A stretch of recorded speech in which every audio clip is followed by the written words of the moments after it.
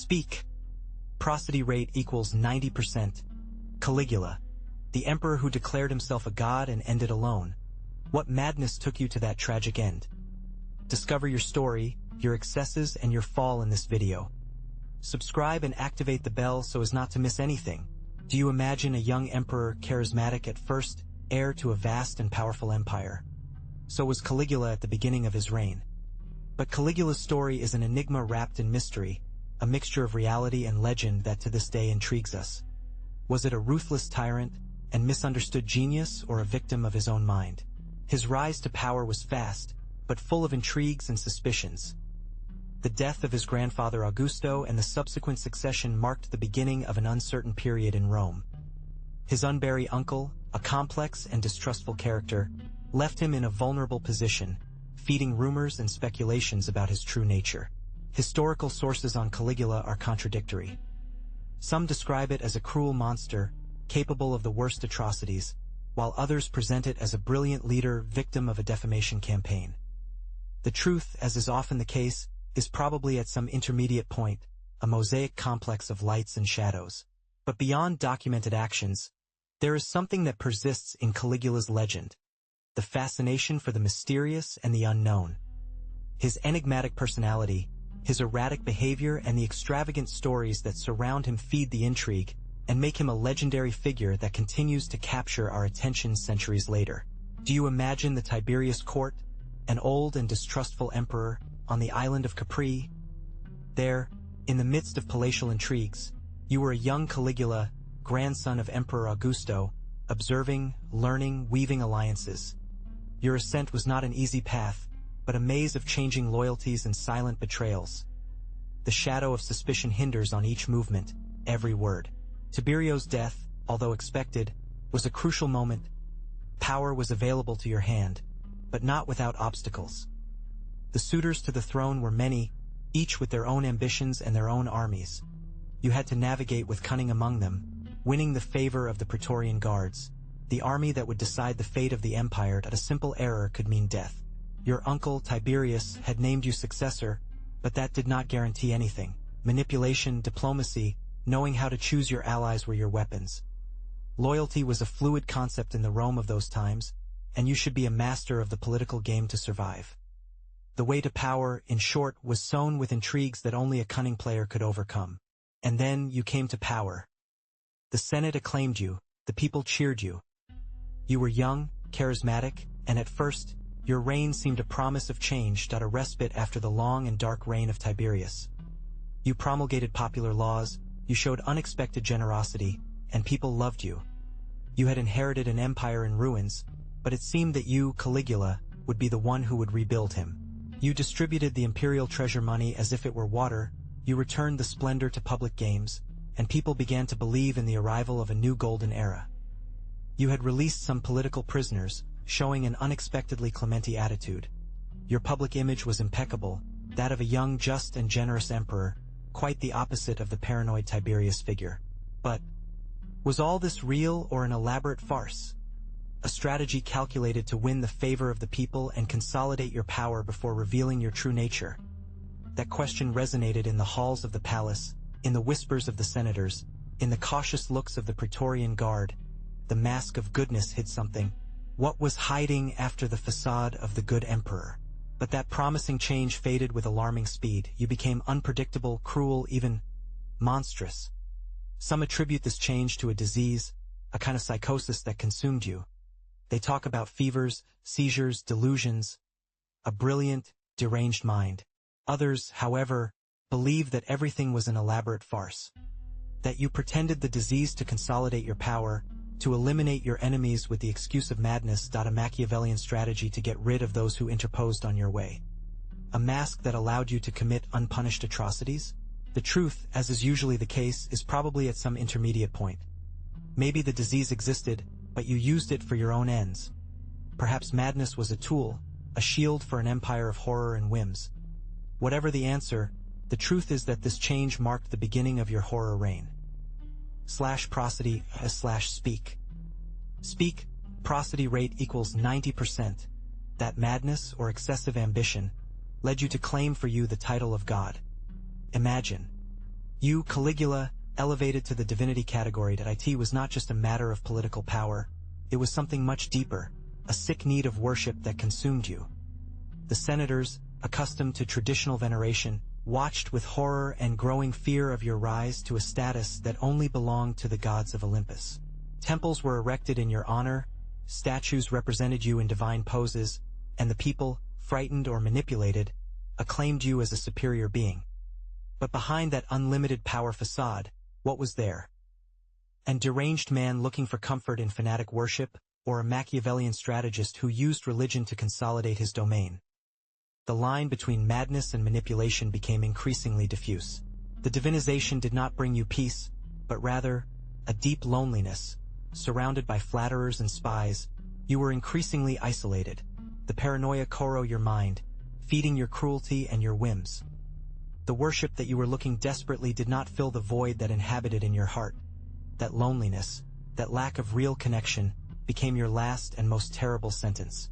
But that self-proclaimed divinity had a price. Your cut, Caligula, became a maze of intrigues. Each senator, every patrician, every praetorian guard, played a dangerous game, looking for your favor or, in secret, your fall. Loyalties changed with the wind's speed, and the betrayals were ordinary currency. Could you trust someone? Or were everyone waiting for the right time to stab you in the back? Imagine the dinners in the palace, where conversation was a mask for political calculation, that a simple gesture, a fleeting look, could seal your destiny or that of another. They talked about honor and loyalty, while their swords were hidden under the togas. You, at the center of everything, a capricious god who granted and removed life according to his will, without understanding the hatred network that is woven around you. Paranoia seized you. You suspected everyone, even your closest friends, who was loyal and who conspired in the shadow. The purges became common, and the blood stained the palace stones. Your enemies fell, but fear extended as a disease, infecting everyone, even those who served you with apparent fidelity. Terror was your tool, and the result, a court mired in fear and distrust. But to what extent were those madness real? You wonder if stories about Caligula are true or exaggerations of their enemies. His reign, short and brutal, left a trail of rumors. Some speak of an emperor who married his horse Incitatus, gave him public office and celebrated banquets in his honor. Truth or propaganda to discredit it. Other narratives describe excessive orgies without limits. It is said that Caligula enjoyed humiling senators, condemned innocents to death, and delivered to sexual excesses. To what extent are these stories reflect reality, or are they the product of the propaganda of those who were looking for their fall? The truth, as usually happens, is probably at some intermediate point. It is true that Caligula was a despotic and extravagant ruler, who surrounded himself with flatterers and acted cruelly. But the exaggeration of his actions, fed by the subsequent propaganda of his successors, has obscured the real image of the emperor. Modern historians try to separate the legend from reality, analyzing the available sources with critical eye. You must remember that the information that comes to us is filtered through the political interests of those who transmitted it. Caligula's image as a ruthless madman, perhaps, is a construction after his death, rather than a precise description of his person. But let's go back to his private life. Imagine the palace of wishes, imperial residence, a maze of luxuries and excesses. There, Caligula gave himself to his whims without break. We talk about excessive orgies, endless banquets where pleasure mixed with power in a sickly way. It was a perverse game where the line between reality and fantasy blurred. It was said that he used the palace as a scenario for his sexual games, where humiliation and domination were the protagonists. The stories that came to us, although diffuse, paint a depravity picture that is still impressive today. Remember that the historical sources about this period are loaded with prejudices and exaggerations, but even among the controversy, a disturbing image persists. Absolute power allowed him to satisfy his darkest wishes without consequences. His private life was an extension of his reign, a reflection of the absolute control that he exercised over his environment. It was not only physical pleasure, but a game of perverse power, where the humiliation of others fed their excessive ego. It was a perversion of imperial power, an abuse of its position. Prosody, speak. Speak. Prosody rate equals 90%. But how did Caligula connect with the town? It was a complex relationship, full of contradictions. First, his rise to power was marked by an unexpected wave of popularity. After Tiberio's madness, many Romans saw in him a respite, a young emperor who promised a new beginning. The gifts, public games, the apparent interest in the plebs, everything contributed to creating a charismatic and generous leader image. Remember the revelry scenes, collective relief after years of oppression. However, that idyllic image soon crossed out. His extravagances, his excesses, his growing cruelty and contempt for traditional norms were eroding the confidence of the people. The initial generosity became a series of disproportionate taxes to finance their whims. Public works were interrupted, while emperors' personal expenses shot. The initial joy became fear. Thus, the initial popularity became a deep rejection. The image of the young charismatic emperor faded, replaced by that of a ruthless and extravagant tyrant. Caligula's contempt for traditions and Roman religion, its growing paranoia and its increasingly erratic actions only contributed to consolidating that negative image. Admiration became terror. In the end, he died alone, hated and feared. But that initial popularity faded quickly. Caligula's madness manifested in a brutal repression. His enemies, real or imaginary, were persecuted without mercy. You will see in this video how the kind smile of the beginning became a sadistic grimace, reflecting absolute and without limits. The Senate, once a symbol of power, became a theater of its cruel whims, a place where death stalked in each corner. The executions became common, macabre shows to delight of the emperor. There were no guarantees, paranoia seized Rome. A simple whisper against the emperor could be your death sentence. Imagine the tension, constant fear, the uncertainty that seized the city. The opulence and luxury of the court brutally contrasted with spilled blood on the streets. Caligula's cruelty was not limited to executions. The confiscation of properties, the public humiliation of senators and the imposition of disproportionate taxes were usual practices. His reign became a nightmare for many. Wealth and power concentrated in the hands of the emperor, while the Roman people suffered under the yoke of their tyranny, a terror that leaked in every corner of the empire. In the Roman Senate, the seed of discord flourished. Many senators saw in Caligula a threat to their power and privileges. Their erratic behavior and unbridled cruelty had made them potential objectives of their anger. You could imagine the constant fear that was breathed in the meetings of the Senate, where every word, every look could be interpreted as a betrayal. But not only senators feared Caligula. Inside the army, distrust also grew. The military, accustomed to discipline and order, felt uncomfortable with the capricious reign of the emperor. The discontent extended as an oil stain, feeding the desire for a change, even through a conspiracy. Thus, senators and military, despite their differences, found a common enemy: Caligula. The emperor's cruelty, his lack of judgment and extravagance, united these disparate groups in a common goal: to end their reign. The conspiracy, in secret, between shadows and whispers, became the only hope for many. But the true obscenity, the one that would freeze your blood, was in the looting of the public treasure. Caligula, in his madness, emptied the imperial coffers to finance their extravagances.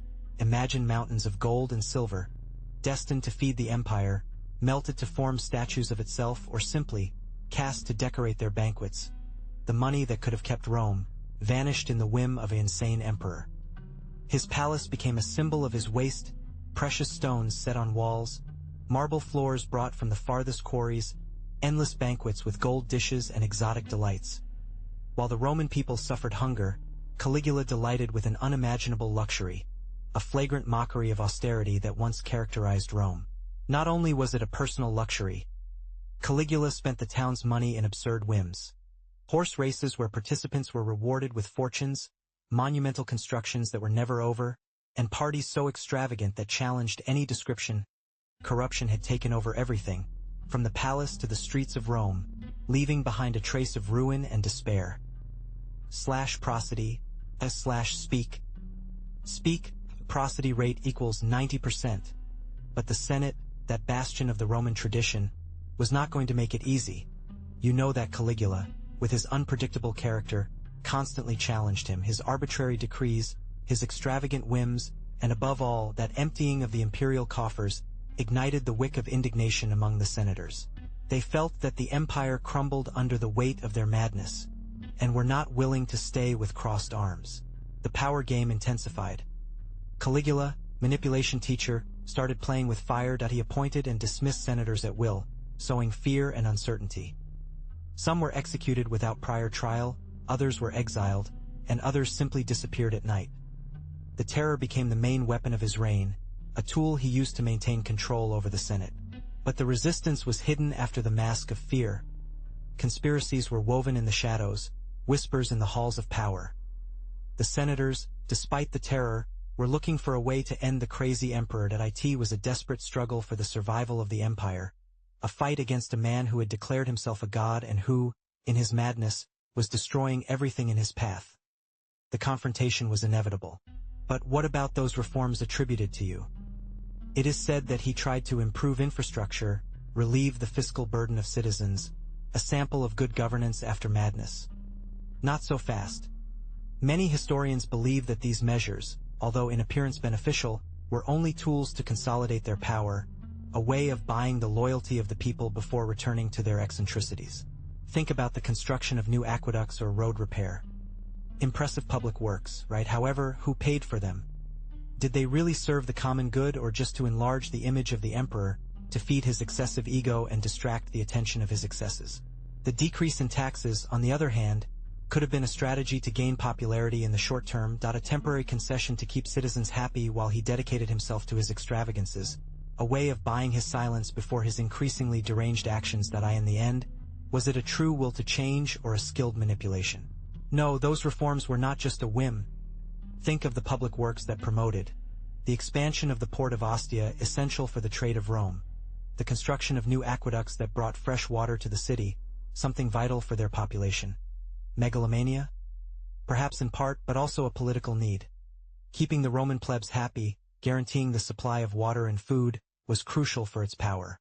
Remember that Caligula came to power after a period of instability. He needed to consolidate his authority and demonstrate his ability to govern. Public works were an effective way to do so, generating employment, improving the quality of life and showing their power through large projects. It was a form of visual propaganda, a statement of power.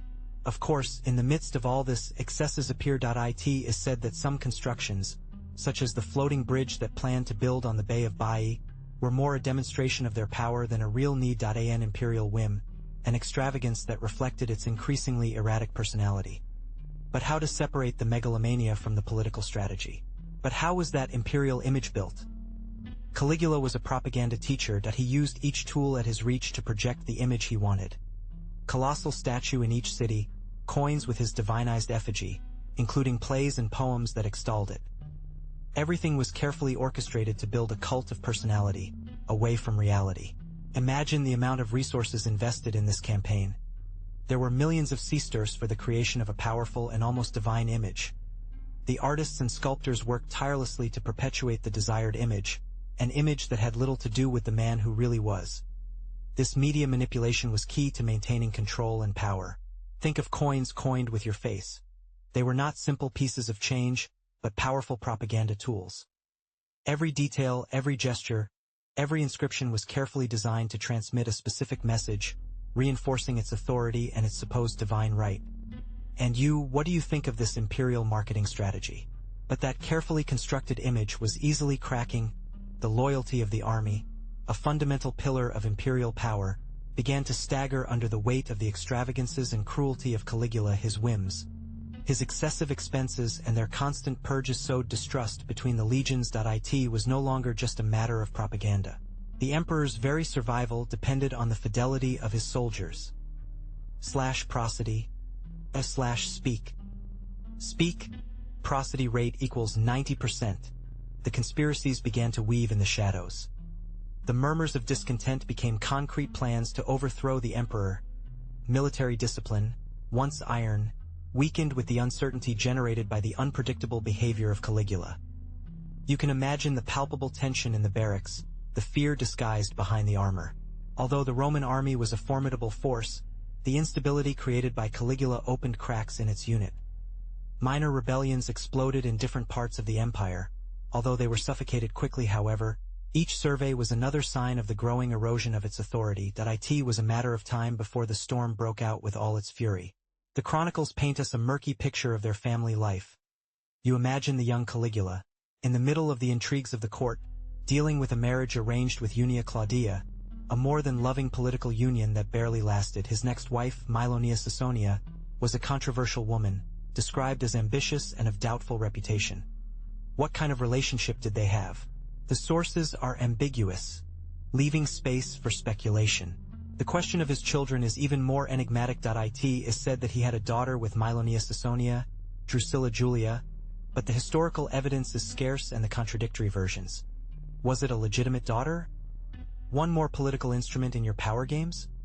Uncertainty involves every detail of your personal life, leaving history full of unanswered questions.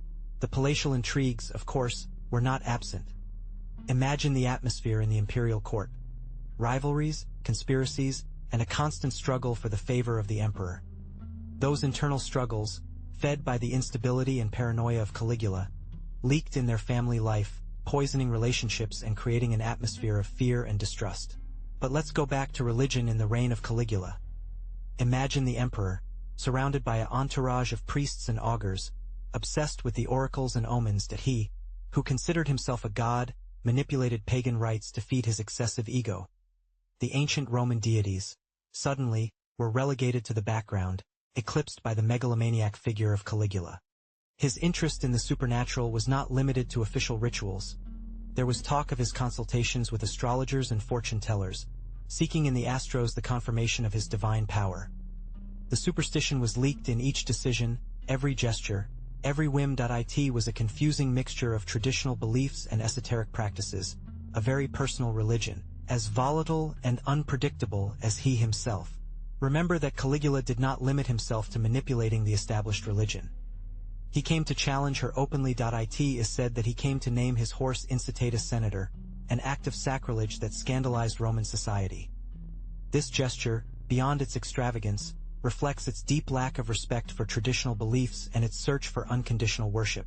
For him, religion was an instrument of power, a means to strengthen its divinity image. But how was that delirium of greatness and culture reflected? Despite his madness, Caligula was a patron, although somewhat peculiar. Imagine the public works that promoted temples reconstructions, improvements in the aqueduct, new constructions.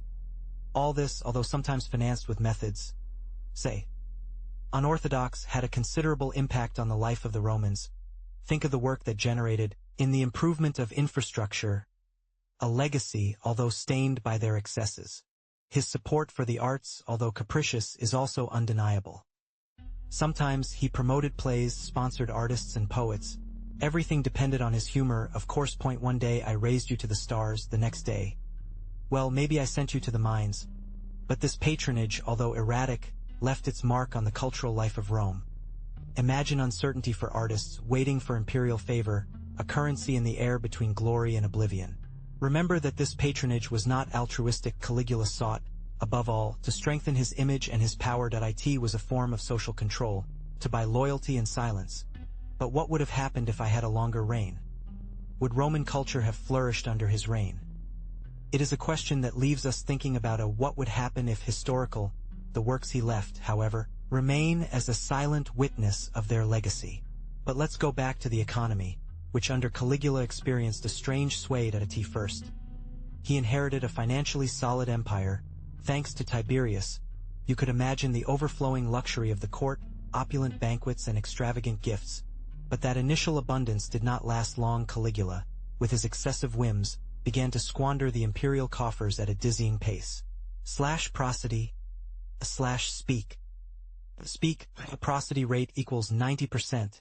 Their exorbitant expenses in pharaonic projects, many of them unfinished or without practical meaning, generated a monumental deficit. Remember that he built a bridge over the sea and then sent him dismantling.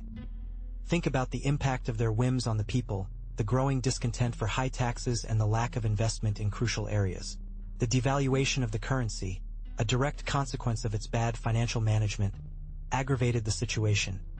Inflation shot, impoverishing the middle class and increasing the gap between rich and poor. Popular discontent grew, feeding the climate of political instability that, finally, would culminate with its tragic end. A bitter lesson about the destructive power of madness and irresponsibility. But that luxury, that absolute power, sowed the seed of its own destruction. You imagine Caligula, surrounded by flatterers, blind to the growing wave of discontent. The senators, powerful and customary to a certain level of influence, saw their lives and fortunes at the mercy of the imperial whim. His murmurs, formerly discreet, began to resonate more strongly in the halls of power. The conspiracies, initially isolated, began to weave a resistance network. You imagine these men, in secret, their faces illuminated by the dim light of an oil lamp, whispering plans to get rid of the tyrant. Each encounter, a deadly risk, every word, a step closer to freedom or death. Fear, that silent complication of tyranny, became an unexpected ally of conspirators. The terror that Caligula infused in his subjects, paradoxically, joined them in his desire to end his reign. You could feel the tension in the air, the weight of oppression, the spark of rebellion about to ignite. So imagine. Discontent has become a silent plot, a woven shadow network among senators, the military, even some of their own Praetorian guards. All tired of their whims, their cruelty, their excesses patience had exhausted. A group of conspirators, led by Cassio Quirius, captain of the Praetorian Guard, prepared to act. The moment was crucial, a decision between despair and freedom. The day came with an atmosphere full of tension. Caligula, oblivious to danger, walked through the hall of the imperial palaces, carefree, as if the world turned at will. But that day, the world was going to give it a lesson. While walking towards the theater, where he expected a representation, the conspirators approached him. The sword pounced. The scene was fast and brutal. The fury contained for years exploded in an instant. Caligula, the emperor who believed himself a god, fell to the cold reality of his own mortality. The blows were numerous, ruthless, an end as violent as their reign.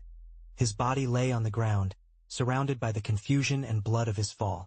With dead Caligula, the terror he had sown during his reign came to an end.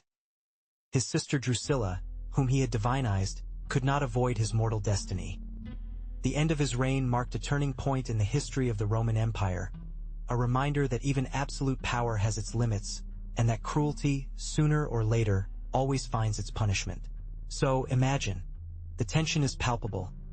Cassio Quirius, a tribune of the Praetorian Guard, leads the conspiracy. He, along with other discontent officers with the reign of Caligula, plan their murder with millimeter precision. The scene takes place in the access corridor to the palace. The emperor, confident in his possession, walks off guard towards his destiny. Suddenly, silence breaks. The Cassio leaf is stuck into the emperor's body. Horror takes over the scene. The conspirators, leaving the shadows, attack him mercilessly. Caligula, in his arrogance, never suspected the magnitude of the plot against him. His horror reign comes to an end abruptly, in a bloodbath. The emperor, wounded to death, falls to the ground. His shouts of pain and despair resonate through the halls of the palace. The scene is chaotic, a blunder of steel and blood. The conspirators, with top adrenaline, end their work with brutal efficiency. Caligula's body lies inert, marking the end of a regime of madness and tyranny. After his death, Caligula's figure was transformed as a ruthless emperor. It became a mythological monster, a legend fed by fear and the need to justify his murder. The senators, responsible for their end, manipulated the story, magnifying their excesses to legitimize their actions. You, as a spectator, must understand that the image we have of Caligula is deeply biased. Rumors spread about their supposed follies, their orgies, their incest, their extravagances. But how many are there in these stories? Many of the accusations against him were exaggerated, or even invented, to denigrate his memory and justify the coup d'état. Remember that propaganda played a crucial role in the construction of its posterior image. Prosody, speak. Speak, prosody rate equals 90%. Over time, Caligula's image was getting even more. It became synonymous with tyranny and madness, an example of how absolute power corrupts absolutely. However, it is important to separate the myth from reality. Analyzing the sources with a critical eye is key to understand who was really Caligula, beyond the legends that surround it. But what really happened to the image of Caligula? After his death, propaganda changed radically. His enemies, the same who had murdered him, were responsible for building a monstrous image. His follies, his cruelty, his excesses were exaggerated, stories were invented, facts were misrepresented. I end this way. its elimination was justified and the power of its successors was consolidated. With the passage of time, that distorted image was strengthened. Writers and historians, influenced by the official version, perpetuated Caligula's myth as a crazy and immoral tyrant. His personal life, his whims and excesses were magnified, becoming central elements of his black legend. Thus, the truth about his reign was lost in a sea of rumors and exaggerations. For centuries, the image of Caligula has been molded by this historical manipulation. It has become an archetype of the crazy emperor, an example of corrupted absolute power. But how much of what we know about him is true? How much is the product of propaganda and intentional distortion? The answer is probably at some intermediate point, lost in the labyrinth of time and the intentions of those who wrote the story. But, was the monster that history, written by its enemies, really Caligulates us? Modern vision offers a more nuanced perspective. The reliability of ancient sources is questioned, many of them written by Roman senators who sought to discredit it to justify their murder. Imagine for a moment the pressure that a young emperor had to feel, assuming power in the midst of palatial intrigues and with a possibly fragile mental health. Some historians argue that their actions, considered extravagant and cruel, were the product of a political manipulation and a court full of conspiracies perhaps. His excesses were a form of rebellion against a system that saw him as a simple puppet. Think about the possibility that your actions, far from being pure signs of madness, were calculated strategies, although poorly executed, to consolidate their power. Modern interpretation also analyzes the socio-political context of the time. The Roman Empire was in a moment of instability, with an imperial succession convulsive and constant power struggles. Caligula, a young man with little support, was forced to navigate turbulent waters. Was your behavior product of an intrinsically evil personality, or an answer to the extreme pressures that surrounded it? So what do we really know about Caligula? The answer, as you can imagine, is complex. Our main sources are later Roman writers, such as Suetonio and Dion Cassio. But were they goals? It is difficult to say it. They wrote decades after Caligula's death, based on rumors, secondhand stories, and probably in a good dose of propaganda of the emperors who succeeded him, interested in demonizing his figure to legitimize his own power. Suetonio, for example, was known for his sensationalist style and his taste for the scandalous. He painted a portrait of Caligula as a crazy and depraved tyrant. But how much of that is true and how much is exaggeration to sell books? Dion Cassio, on the other hand, although more detailed, also wrote from a later perspective and with a clear political agenda. Both authors, although valuable, must be analyzed with great skepticism. The lack of objective contemporary sources greatly hinders the task of reconstructing the true personality and reign of Caligula. The few fragments of information that come from more neutral sources, such as some letters or inscriptions, are often ambiguous or incomplete. Therefore, any attempt to rebuild its history should be based on a careful critical evaluation of available sources, recognizing their biases and inherent limitations. The image we have of Caligula is, therefore, a complex and probably biased historical construction. But how has this conflicting image been transmitted throughout history? Literature and cinema have offered multiple interpretations of Caligula, from the ruthless tyrant to a more complex figure, victim of his own madness. Authors like Robert Graves, in his novel I, Claudio, have contributed to forge an enduring image, although not necessarily precise, of the emperor. In the cinema, the representation has varied greatly. From mute films to modern productions, Caligula has been a recurring character, often focused on his excesses and cruelty. Remember that iconic Tinto Brass movie scene, for example, although it is necessary to understand it in its historical and artistic context, and not as an objective portrait. Prosody speak. Speak. The prosody rate equals 90%. However, there are also representations that seek to go beyond stereotypes, exploring the fragility and contradiction of their personality. These versions try to offer a more nuanced perspective, although they continue based on historical sources, often biased, which we have previously analyzed.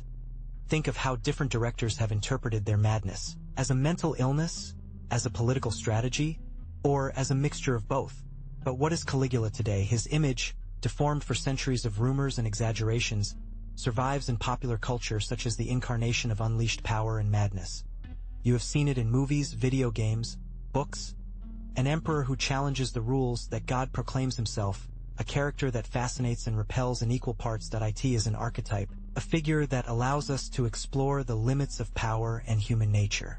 In the cinema, it has been portrayed in 1,000 ways, sometimes like a sadistic monster, others as a tormented man, victim of his own ambition or a mental illness. The ambiguity of his figure allows multiple interpretations, feeding an interest that lasts to this day. Think about the movies you have seen about him. What image has you been recorded? Beyond the cinema, Caligula has inspired literary works, comics, video games. His name has become synonymous with tyranny and extravagance.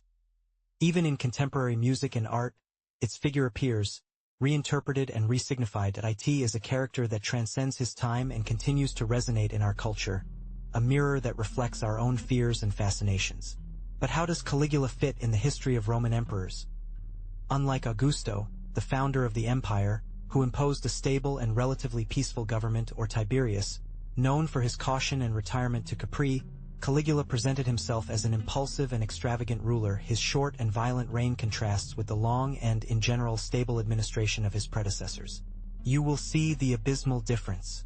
While emperors like Augusto built their legacy in peace and consolidation of power, Caligula, despite its promising beginnings, became a tyranny symbol. His reign, marked by whim and cruelty, the difference of rulers as a Trajan, remembered for his good governance and territorial expansion. You can appreciate the difference in the way of governing.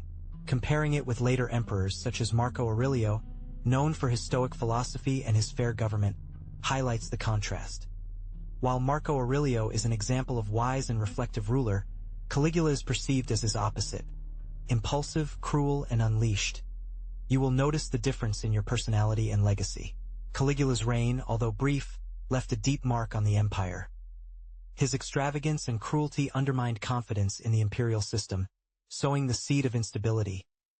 People began to question the legitimacy of imperial power, a crack that would be enlarged in the coming years, affecting the political stability of Rome. Caligula's administrative and economic reforms, although sometimes well-intentioned, were executed so erratically and arbitrary that caused more damage than benefit. His waste and his pharaonic projects, such as the construction of a huge bridge, exhausted the imperial coffers and increased taxes, generating discontent among the population. The brutality of Caligula, his executions without judgment, and the omnipresent atmosphere of fear he created eroded confidence in justice and the Roman order. This generated a deep distrust of the government and weakened the institutions, creating a void of power that would be used by those with political ambitions in the future. Imagine the fear that should have caused. Caligula's murder, although it seemed to solve the immediate problem, did not solve the underlying problems he had created. His death precipitated an era of instability and power struggles, which had a deep impact on the political and social structure of the empire, leaving a long shadow on the future of Rome. His reign served as a warning of the dangers of absolute power and madness. So you have it there, the limestone enigma. His reign, a whirlwind of madness and power, leaves us with more questions than answers. Was it really a ruthless monster, or a victim of his own mind? The story, dyed by the sources often biased of their enemies, presents a distorted image, difficult to decipher. Its legacy is a maze of cruelty and extravagance, but also a reflection of the fragility of absolute power. The image of the crazy emperor, God on earth, has been perpetuated over the centuries, feeding the fascination and mystery that still surrounds it. What part of the story is true and what part legend? Prosody, speak. Speak, to prosody rate equals 90%.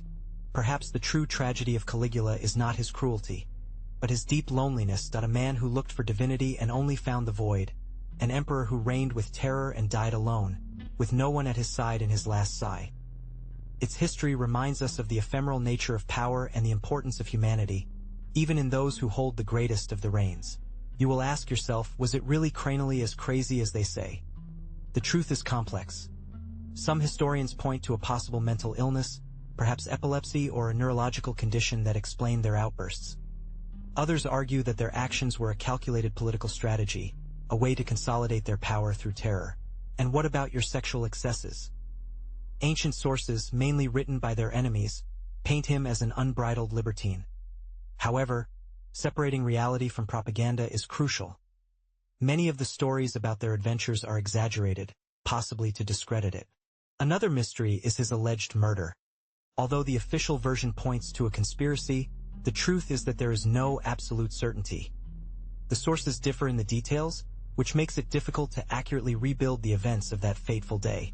Was it a palatial plot, or something more unexpected? In short, Caligula is still an enigma.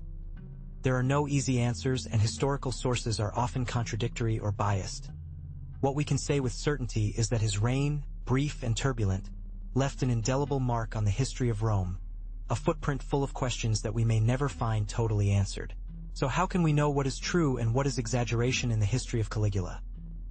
The key is to analyze the sources. We have Suetonio, a writer known for his sensationalist style, who painted a rather dark portrait of the emperor. But Suetonio wrote long after Caligula's death, based on rumors and second-hand testimonies. How much can we trust him? On the other hand, we have a Philostratus, which offers us a different vision, although also biased. Remember that historical sources are inevitably influenced by the perspectives and motivations of those who wrote them. Each historian had his own prejudices and political agendas, which affected his story about Caligula. It is crucial to compare different sources, seeking coincidences and contradictions. If several independent sources mention the same fact, it is more likely to be true. But if only a source, especially one with an obvious bias, recounts an extraordinary event, we should take it cautiously. Remember that history is a construction, an interpretation of the events of the past. So, after analyzing the sources and unraveling the truth of fiction in Caligula's life, what do you fit? Not a simple story of madness, but a complex lesson about absolute power. Imagine the weight of an empire on your shoulders, total control over the life and death of millions. How would it affect you? Caligula shows us, with its excesses and cruelty, the dangers of the unlimited concentration of power. His history is a mirror that reflects human fragility. Even in the pinnacle of power, his paranoia, his whims, his growing disconnection of reality. All that reminds us that, without counterweights, without limits, even the most powerful emperor can fall into ruin, solitude, and madness. Remember that history does not judge, just observe. And what it observes in Caligula is a warning. The power corrupts, and the absolute power corrupts absolutely. That phrase, coined long after Caligula's death, perfectly summarizes its legacy. Not only is it a warning about the dangers of authoritarianism, but also a reflection on human nature. Your own ambition, your control yearning, where is the limit? Caligula's story invites you to reflect on that, to consider the consequences of your actions, even the smallest. So, we arrive at the end of this trip through Caligula's life. To build this narrative, I have resorted to a variety of sources, from the classic works of Suetonio and Dion Cassio, to modern analysis of historians such as Barbara Levick and Ronald Syme. His divergent interpretations have been crucial to paint a portrait as complete as possible, although always aware of the limitations of ancient sources. I want to especially thank scholars who have dedicated their lives to decipher the enigma of Caligula. Their investigations have guided me in this process. His books, articles, and essays have been essential to assemble this story. Remember that the story, especially the old one, is a complex puzzle, and there is no single piece that has all the answers. /prosody /speak. Speak, the prosody rate equals 90%. I encourage you to explore these sources for yourself. Look for additional information, read different perspectives, and form your own opinion. The objective of this video is not to impose a definitive truth, but to offer you an understandable perspective of a character as fascinating and contradictory as Caligula. The search for knowledge is a continuous and exciting path. Remember that image of Caligula, young and ambitious, ascending to power after the death of Tiberius.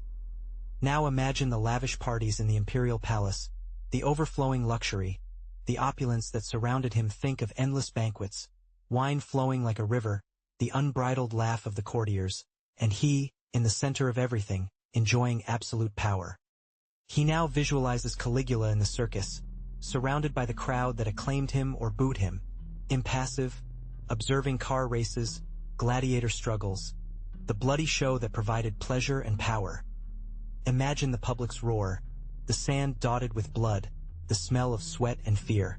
And then, think in moments of intimacy, or what is considered intimacy for an emperor. Caligula with his lovers, in the palace gardens, in the private rooms, surrounded by an unimaginable luxury. Scenes of pleasure and decline, a brutal contrast with the power he held. A brief moment of vulnerability in the midst of chaos.